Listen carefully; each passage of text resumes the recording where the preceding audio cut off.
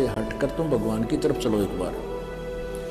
और ये फिर क्योंकि दिन में 100 झूठ बोलने पड़े हैं, क्योंकि 10 आदमी का काम नहीं कर सकता मुख्यमंत्री एक साल में भी ढंग से, और ये MLA वगैरह तक कर ही क्या सकते हैं। बस ये गणत थाने में जो अपने मत के होते हैं ना, उनकी सिफारिश कर देंगे, दूसरों के साथ अन्याय करवा देंगे, इतना ये कर सकते हैं, इससे अधिक इनका ब्योत नहीं है।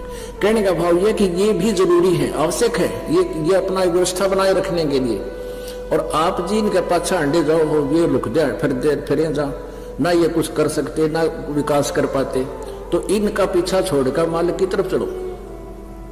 अब जैसे एक राजा था, वो विशेष बात होती है जिसके पास थोड़ा सा शारीरिक सुख हो जाए और घर में भी सुख हो, 2 पैसे हो जाए, वो बकवाद कराया करे। राजा लोग पहले शिकार खेलने जाया करते, यानी अपनी वो पहले तीर तैयार होया करते उन दोनों, तो ऐसे अपने तीर प्रैक्टिस भी करते थे और मृगों को, जंगली जानवरों को मारते थे निशाने ले लेकर, और फिर उनको घसीट लाते थे। वो कुछ शेर शार रखा करते चिड़िया घर में, वहां डाल देते, कुछ आप खा लेते। तो ऐसे वो जंगल में घूम रहा था, रास्ता भूल गया, भूखा मरा था बुरी तरह। वो किसान खेतों में काम कर रहा था, वहां आ गया, उसने कहा भाई मैं बहुत भूखा हूं और भूख लगी है। तो किसान ने सारी रोटी उसको दे दी और भूखा मरा था, सारी खा गया। तो जब चलने लगा, उस राजा ने कहा भाई मैं राजा हूं इस नगरी का, तेरा उपकार मैं भूल नहीं सकता, आपने मेरी जान बचाई है, ये मेरा कार्ड ले, और जब भी तू मुझे मिलने आवे मेरे पास आना, सीधा आ जाएगा, तुझे कोई नहीं टोकेगा। तो किसान एक दिन सोचा चल अपने मित्र से मिलाएं, और वह को सूखा पड़ गया, कुछ उसको राहत मांग के ले आवा। तो वहां गया तो राजा भी अपने बाहर आंगन में बैठा और ऐसे कोई क्रिया, अपना धार्मिक कोई अनुष्ठान कर रहा था, भक्ति कर रहा था। अब वो किसान पहुंच गया, किसी ने टोका नहीं, वहां जहां वो कर रहा था वहां खड़ा हो गया। एक सिपाही से पूछा भी क्या कर रहा है राजा, कि भगवान से अपने राज्य में सुख मांगे है और धन मांगता है। तो किसान बोला रे तेरा गजब, ये मत भिखारी के पास आ गया, उल्टा चल पड़ा कि मैं तो इस मांगना था, यू आप भिखारी पाया मैंने, तो मैं उसी से क्यों ना मांग लूं जिससे ये मांग रहा है। वापस आए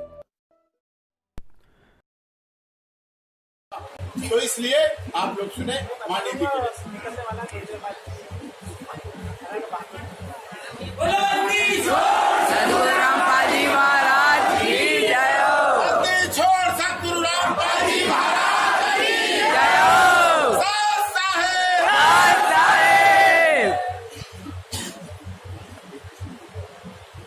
आदरणीय AP सिंह जी, आदरणीय विष्णुदास जी, हमारे रामपाल जी महाराज के सभी आदरणीय अनुयायी भाइयों और बहनों, सबसे पहले तो माफी चाहता हूं देर से आए, लेकिन आप जानते हैं नेताओं के सुबह टाइम पर निकलते हैं, लेकिन धीरे धीरे विलम्ब होता चला जाता है। हर आदमी चाहता है कि माफी चलो।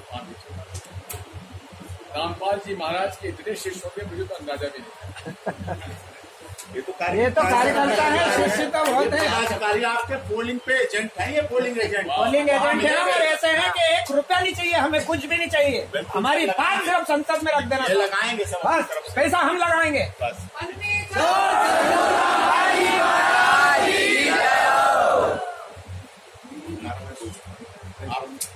आप जीतने के बाद बोलिएगा बेशक, बंदी छोड़ सतगुरु रामपाल महाराज की जय, बंदी छोड़ सतगुरु रामपाल महाराज की जय। तो आप सब लोगों से मेरी ये प्रार्थना है, मैं यहाँ से चुनाव लड़ रहा हूँ, आप सब लोगों का सहयोग और समर्थन के लिए मैं आपको समर्थन हुआ हूँ। और रामपाल जी महाराज जो भी प्रकरण होंगे, कैसे उनका हल किया जा सकता है, उस पर हम तो निश्चित तौर पर कार्य करेंगे और पूरी तरीके से न्याय दिलाने का मैं प्रयास करूंगा। रामपाल जी महाराज की जय हो। और आप मेरी तरफ से पोलिंग एजेंट बनेंगे, उसके लिए भी बहुत बहुत आभार व्यक्त करता हूँ।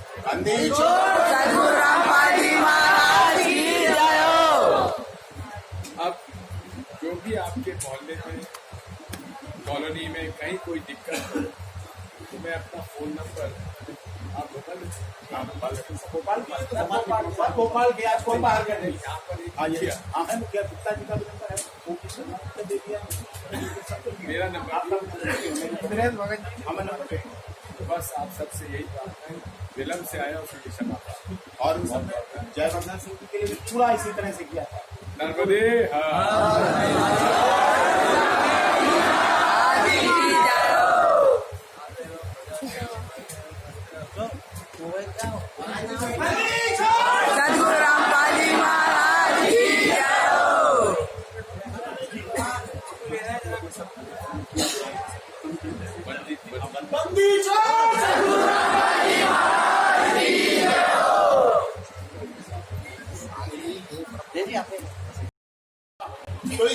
से हटकर तुम भगवान की तरफ चलो एक बार। और ये फिर क्योंकि दिन में 100 झूठ बोलने पड़े हैं, क्योंकि 10 आदमी का काम नहीं कर सकता मुख्यमंत्री एक साल में भी ढंग से।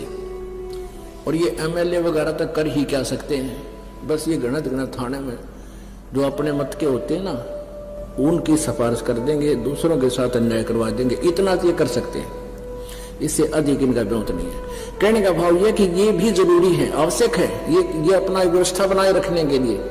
और आप जी इनके पाछा अंडे जाओ हो, ये लुक दे फिर जा, ना ये कुछ कर सकते ना विकास कर पाते, तो इनका पीछा छोड़कर मालिक की तरफ चलो। अब जैसे एक राजा था, वो विशेष बात होती है जिसके पास थोड़ा सा शारीरिक सुख हो जाए और घर में भी सुख हो, 2 पैसे हो जाए, वो बकवाद करा करे। राजा लोग पहले शिकार खेलने जाया करते, यानी अपनी वो पहले तीर तैयार होया करते उन दोनों, तो ऐसे अपनी तीर प्रैक्टिस भी करते थे और मृगों को, जंगली जानवरों को मारते थे निशाने ले लेकर, और फिर उनको घसीट लाते थे। वो कुछ शेर शार रखा करते चिड़िया घर में, वहां डाल देते, कुछ आप खा लेते। तो ऐसे वो जंगल में घूम रहा था, रास्ता भूल गया, भूखा मरा था बुरी तरह। वो किसान खेतों में काम कर रहा था, वहां आ गया, उसने कहा भाई मैं बहुत भूखा हूं और भूख लगी है। तो किसान ने सारी रोटी उसको दे दी और भूखा मरा था, सारी खा गया। तो जब चलने लगा, उस राजा ने कहा भाई मैं राजा हूं इस नगरी का, तेरा उपकार मैं भूल नहीं सकता, आपने मेरी जान बचाई है, ये मेरा कार्ड ले, और जब भी तू मुझे मिलने आवे मेरे पास आना, सीधा आ जाएगा, तुझे कोई नहीं टोकेगा। तो किसान एक दिन सोचा चल अपने मित्र से मिलाएं, और वह को सूखा पड़ गया, कुछ उसको राहत मांग के ले आवा। तो वहां गया तो राजा भी अपने बाहर आंगन में बैठा और ऐसे कोई क्रिया, अपना धार्मिक कोई अनुष्ठान कर रहा था, भक्ति कर रहा था। अब वो किसान पहुंच गया, किसी ने टोका नहीं, वहां जहां वो कर रहा था वहां खड़ा हो गया। एक सिपाही से पूछा भी क्या कर रहा राजा, कि भगवान से अपने राज्य में सुख मांगे है और धन मांगता है। तो किसान बोला अरे तेरा गजब, ये मत भिखारी के पास आ गया, उल्टा चल पड़ा कि मैं तो इस तो मांगना था, यू आप भिखारी पाया मैंने, तो मैं उसी से क्यों ना मांग लूं जिससे ये मांग रहा है।